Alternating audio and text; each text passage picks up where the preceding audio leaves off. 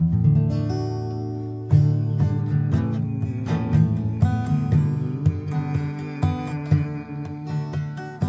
give my life to God to guide today. I give my life to God to guide today. Father, I give you all my thoughts today. I would have none of mine. I would have none of mine. In place of them, give me your own. Give me your own thoughts. I give you all my acts as well, that I may do your will. That I may do your will instead of seeking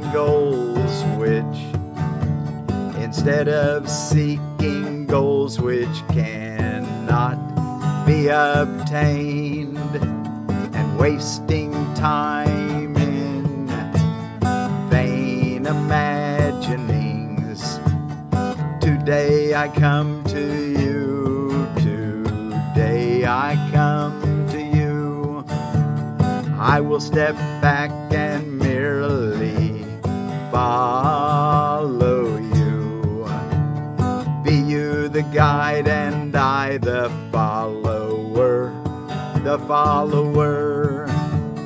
I the follower who questions not the wisdom of the infinite, nor love whose tenderness I cannot comprehend, but which is yet your perfect gift to me. But which is yet your perfect gift to me. I give my life to God to guide today. I give my life to God to guide today. Today we have one guide to lead us on. As we walk together, we will give this day to Him. We will give this day to Him with no reserve at all. This is His day, and so it is a day. And so it is a day of countless gifts and mercies unto us. And so it is a day of countless gifts and mercies unto us.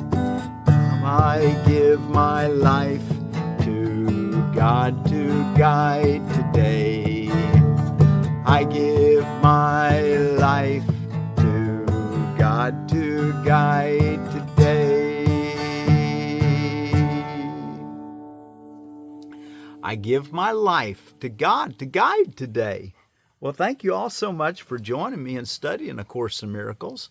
I'm Forgiveness Willie, teaching forgiveness from my home place here in the Ozarks. And we're doing lesson 233 in our 365 lessons for Friday, August the 21st of 2026. And let's go back and look at our associated reading with today's lesson. And let's just see if we can kind of work our way through that reading and maybe sing it a little or just talk through it.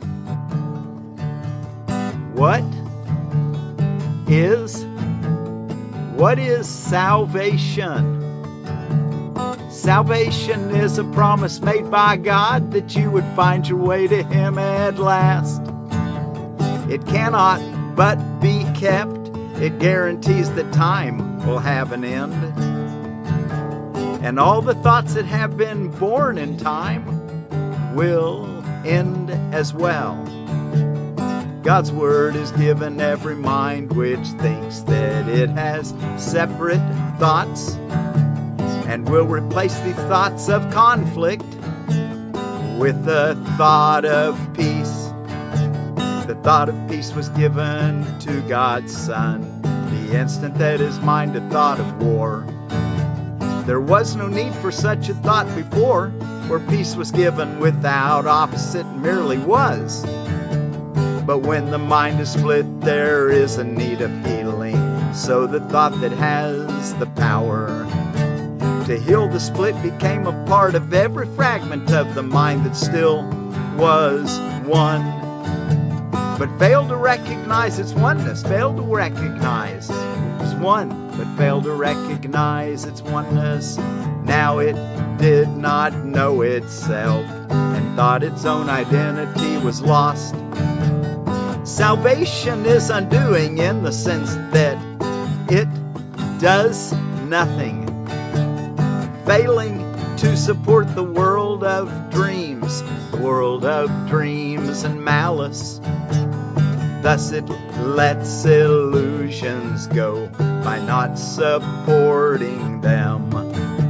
By not supporting them, it merely lets them quietly go down to dust. And what they hid is now revealed and altered to the holy, holy name of God, whereon his word is written with the gifts of your forgiveness laid before it, and the memory of God not far behind. Let us come daily to this holy place and spend a while together. Here we share our final dream. It is a dream in which there is no sorrow, for it holds a hint of all the glory given us by God. The grass is pushing through the soil, the trees are budding now, and birds have come to live within their branches. Earth is being born again. Earth is being born again in new perspective. Night has gone and we have come together in the light. From here we give salvation to the world, for it is here salvation was received. The song of our rejoicing is the call to all the world that freedom is returned, that time is almost over and God's Son has but an instant more to wait until his Father is remembered. Dreams are done and eternity has shined away the world, and only heaven now exists at all, and only heaven now exists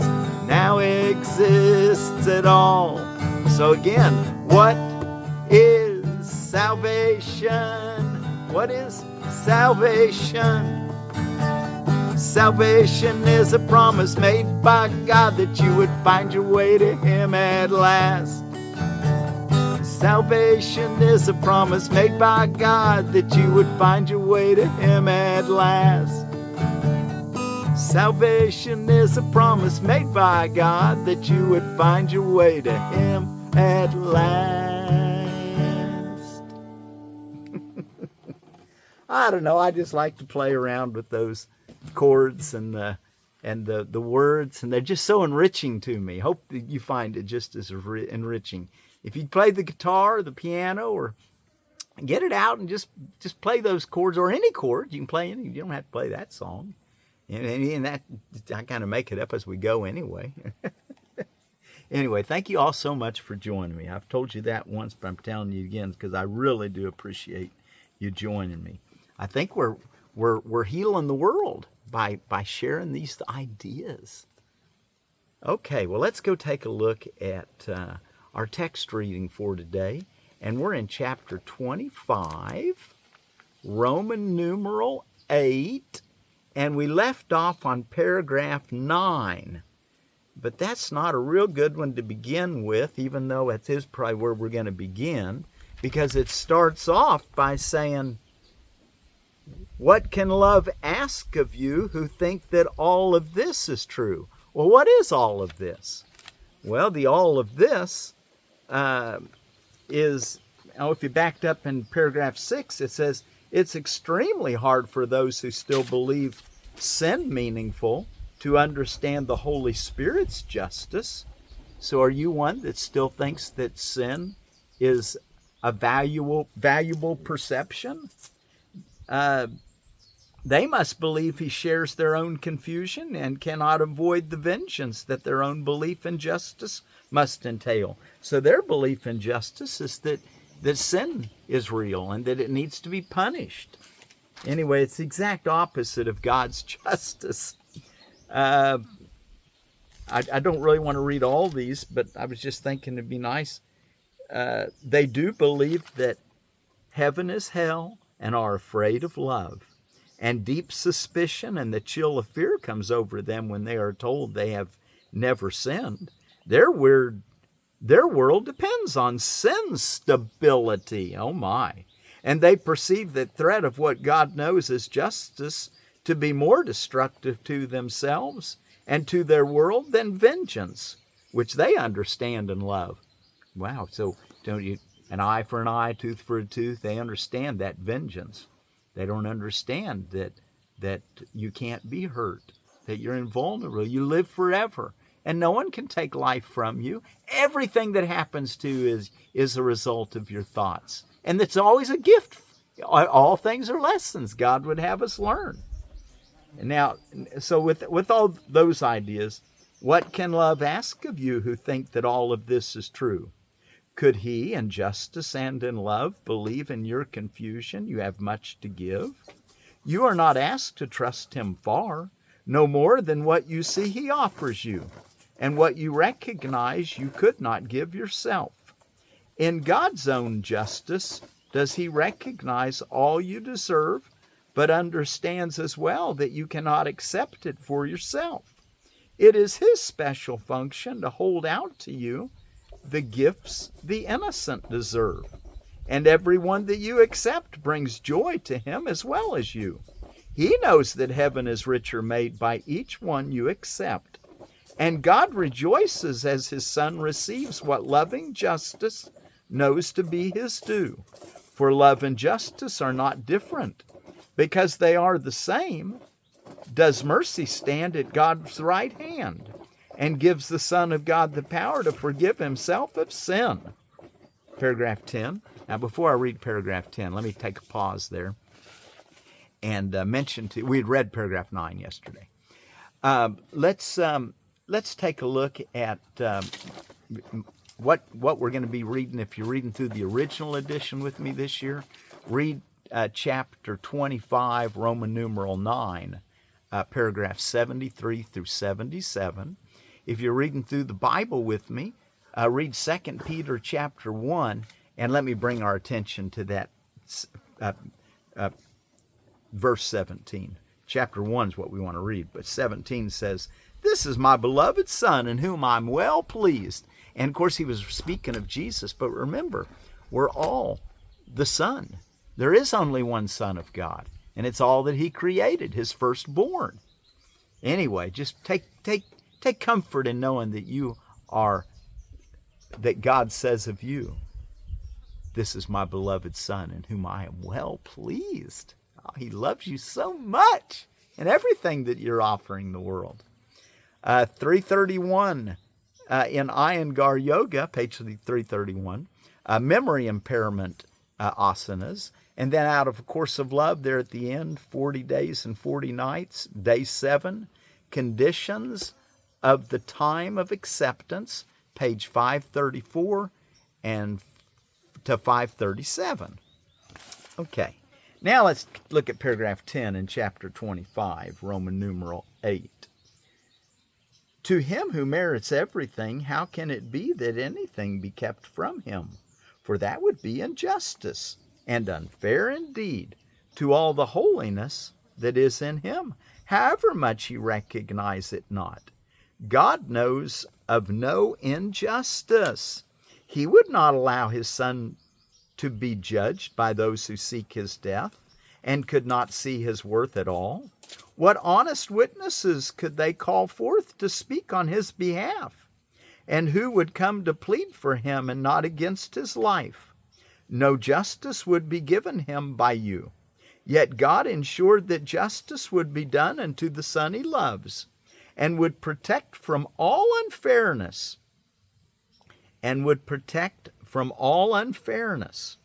You might seek to offer, believing vengeance is his proper due. Paragraph 11. As specialness cares not who pays the cost of sin, so it be paid, the Holy Spirit heeds not who looks on innocence at last, provided it is seen and recognized. So where the ego just wants guilt to be real, the Holy Spirit knows that only innocence is real and wants you to see it in your brothers. For just one witness is enough, if he sees truly. Simple justice asks no more. Of each one does the Holy Spirit ask if he will be that one, so justice may return to love and there be satisfied.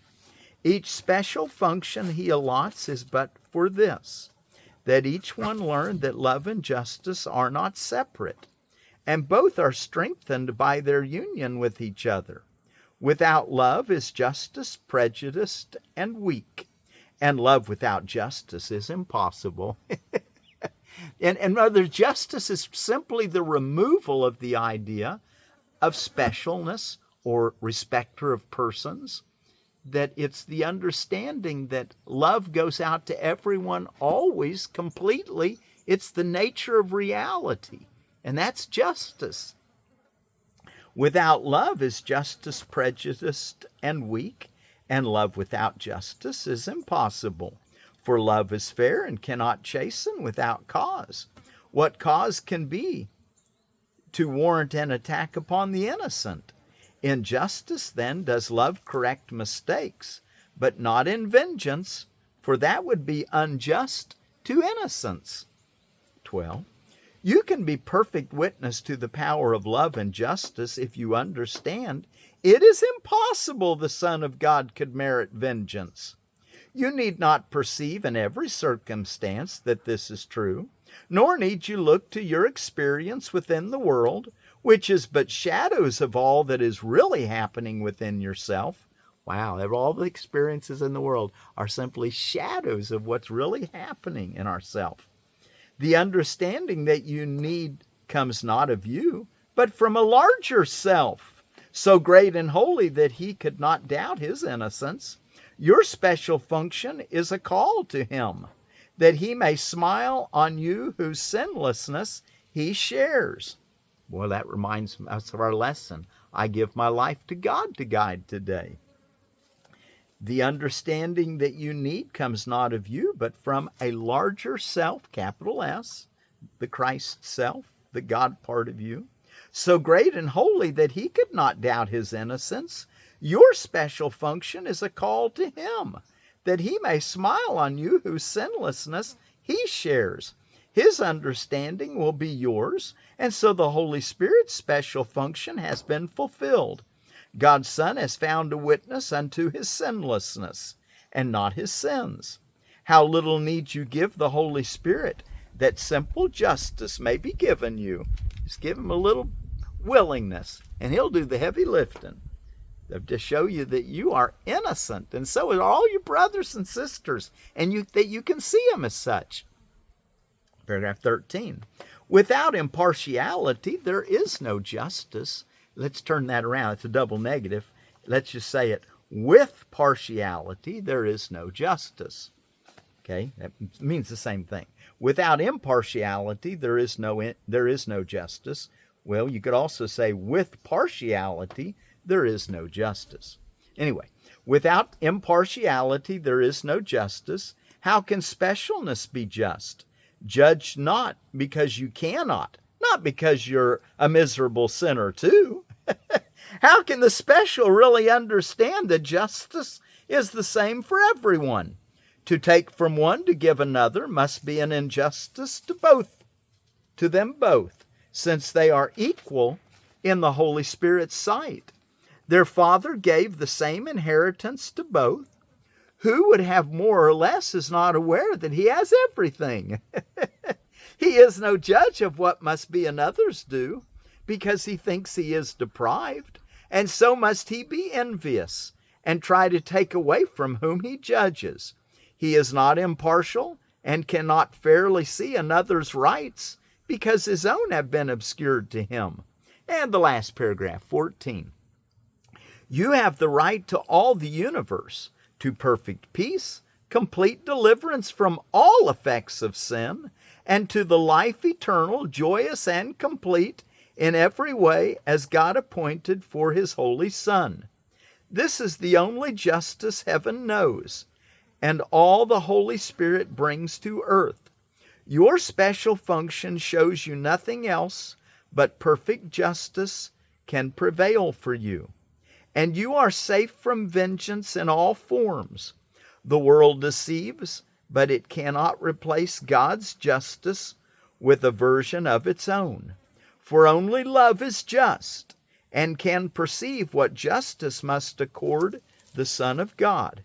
Let love decide, and never fear that you, in your unfairness, will deprive yourself of what God's justice has allotted you.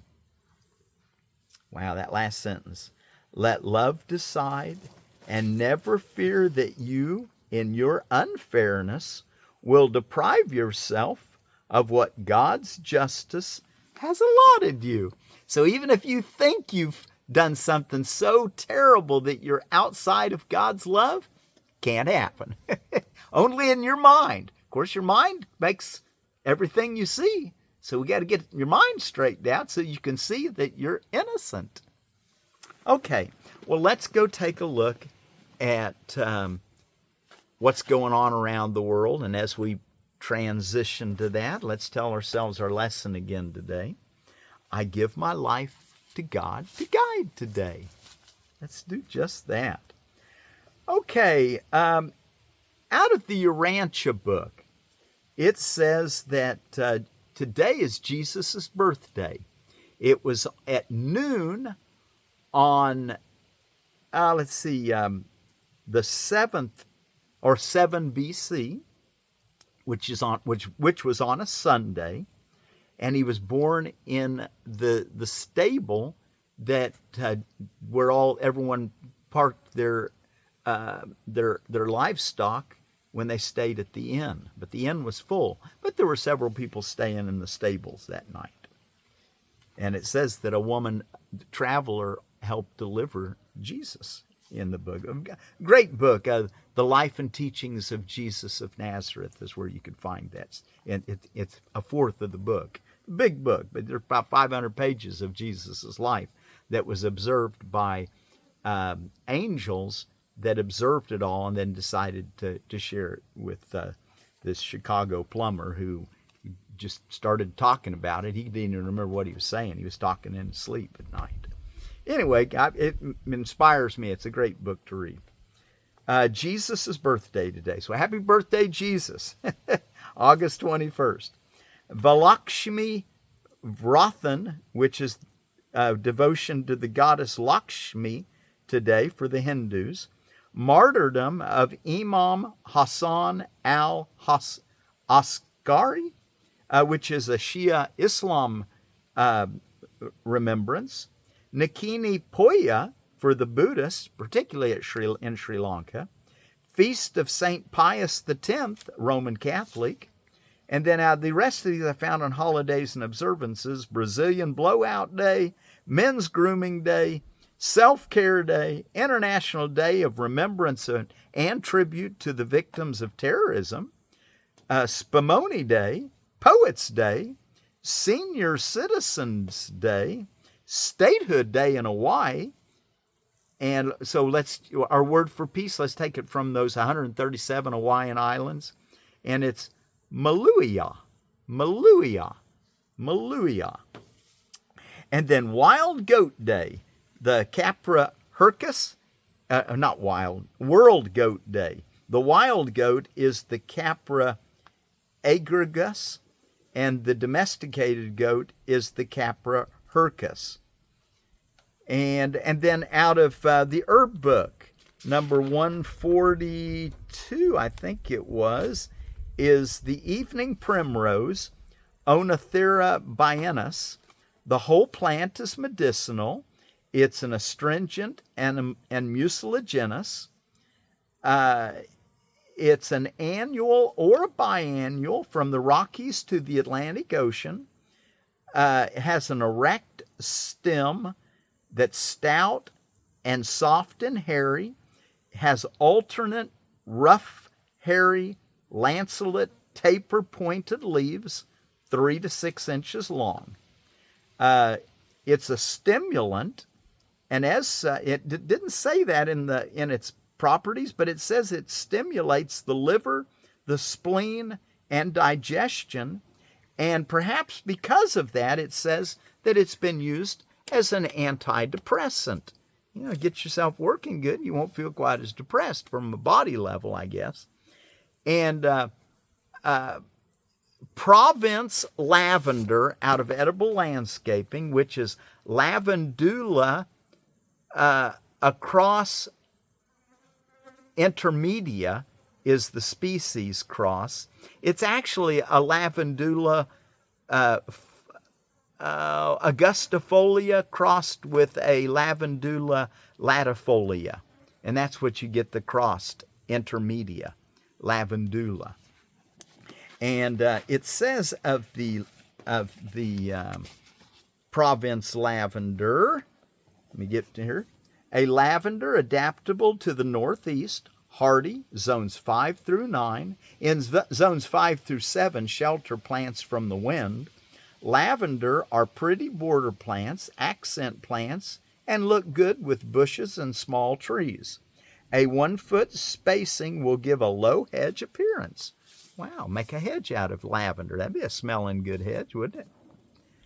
And of course, here in the Ozarks, it wouldn't be in a sheltered hedge, out of the direct cold wind.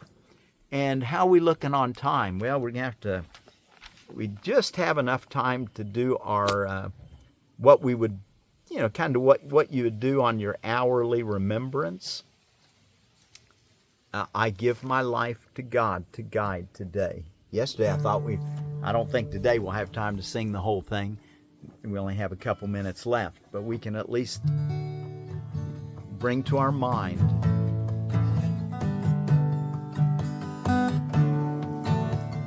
I give my life to God to guide today.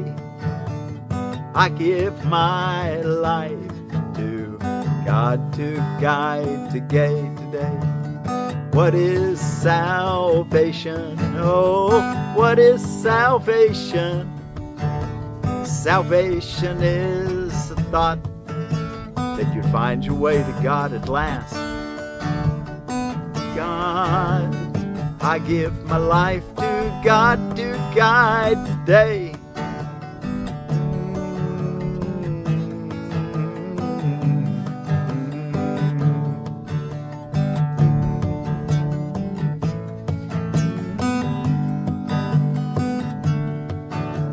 Salvation is a promise made by God that you would find your way to Him at last.